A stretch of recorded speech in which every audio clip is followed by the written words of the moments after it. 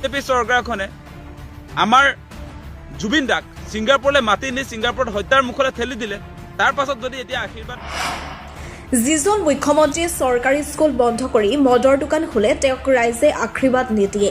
যিজন মুখ্যমন্ত্ৰীয়ে চৰকাৰী স্কুল বন্ধ কৰি মদৰ দোকান খোলে সেই মুখ্যমন্ত্ৰীজনক কোনোবাই আশীৰ্বাদ দিব নেকি? সেই কথাটো আপোনালোকে বিবেচনা কৰক। পৰিৱৰ্তনৰ শ্লোগান দি নিজৰ পৰিৱৰ্তন কৰা মুখ্যমন্ত্ৰীক ৰাইজে অন্তৰৰ পৰা কেতিয়াও আশীৰ্বাদ নিদিয়ে। যিজন মুখ্যমন্ত্ৰীয়ে আপোনাৰ পৰিৱৰ্তনৰ শ্লোগান দি নিজৰ পৰিৱৰ্তন আনে, চাৰিওফালে সম্পত্তিৰ পাহাৰ নিজে গঢ়ে, কোনো কাৰণতে অন্তৰৰ পৰা মুখ্যমন্ত্ৰীক আশীৰ্বাদ নিদিয়ে। কোনো কাৰণতে বৰ্তমান সময়ত অসমৰ ৰাইজে অন্তৰৰ পৰা হিমন্ত বিশ্ব শৰ্মাক আশীৰ্বাদ দিব নোৱাৰে। পাৰিব নেকি? আপোনালোকে বিবেচনা কৰিছে। ৰাজ্যত বৰ্তমান চলি আছে বিজেপিৰ জন আশীৰ্বাদ যাত্ৰা। দিন ৰাতি একাকাৰ কৰি মুখ্যমন্ত্ৰী ডক্টৰ হিমন্ত বিশ্ব শৰ্মাই ৰাজ্যৰ ভিন্ন প্ৰান্তত অব্যাহত ৰাখিছে জন আশীৰ্বাদ যাত্ৰা। মুখ্যমন্ত্ৰীৰ জন আশীৰ্বাদ যাত্ৰাক কেন্দ্ৰ কৰি কৃষক মুক্তি সংগ্ৰাম সমিতিৰ নেতা আকাশ দলে মুখ্যমন্ত্ৰীৰ বিৰুদ্ধে উত্থাপন কৰিছে কেইবাটাও বিস্ফোৰক অভিযোগ। যিটো পাৰ্টীয়ে মূল্যবৃদ্ধি হ্ৰাস কৰিম বুলি শাসনলৈ আহি আকাশলংঘী মূল্যবৃদ্ধি কৰিলে, তাৰ কাৰণে এতিয়া ৰাইজে কি তেওঁলোকক আশীৰ্বাদ দিব নেকি? কোনো কাৰণতে বৰ্তমান সময়ত অসমৰ ৰাইজে অন্তৰৰ পৰা হিমন্ত বিশ্ব শৰ্মাক আশীৰ্বাদ দিব নোৱাৰে। পাৰিব নেকি? আপোনালোকে বিবেচনা কৰিছে। যিজন মুখ্যমন্ত্ৰীয়ে চৰকাৰী স্কুল বন্ধ কৰি মদৰ দোকান খোলে সেই মুখ্যমন্ত্ৰীজনক কোনোবাই আশীৰ্বাদ দিব নেকি? সেই কথাটো আপোনালোকে বিবেচনা কৰক। যিজন মুখ্যমন্ত্ৰীয়ে আপোনাৰ পৰিৱৰ্তনৰ শ্লোগান দি নিজৰ পৰিৱৰ্তন আনে, চাৰিওফালে সম্পত্তিৰ পাহাৰ নিজে গঢ়ে, তাৰ পাছত সাধাৰণ মানুহক ভিক্ষাৰীৰ নিচিনা তেওঁ কৰি লৈ যায়, তাৰ পাছত সেই মানুহজনক কোনোবাই আশীৰ্বাদ বিচাৰিলে আশীৰ্বাদ দিব নেকি?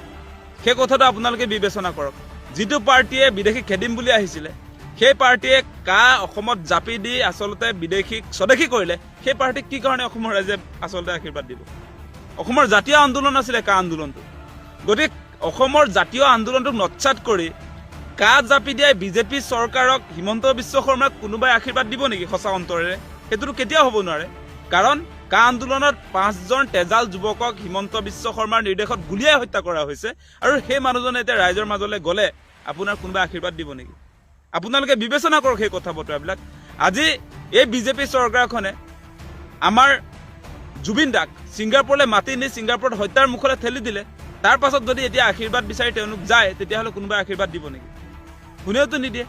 আজি অসমৰ সুৰক্ষিত ভৱিষ্যতৰ কাৰণে আচলতে 1,60,000 বিঘা তেওঁলোকে বেদখল মুক্ত কৰিলে বুলি যে কৈছে বাংলাদেশীৰ কবলৰ পৰা, সেই মাটি কাক দিলে? সেই মাটি আদানীক চমজাই দিয়াৰ পাছত অসমৰ ৰাইজেতো নাপালে, আৰু এতিয়া আদানীক গতাই দিয়াৰ কাৰণে অসমৰ ৰাইজে এই হিমন্ত বিশ্ব শৰ্মাক আশীৰ্বাদ বিচাৰিলে আশীৰ্বাদ দিব নেকি?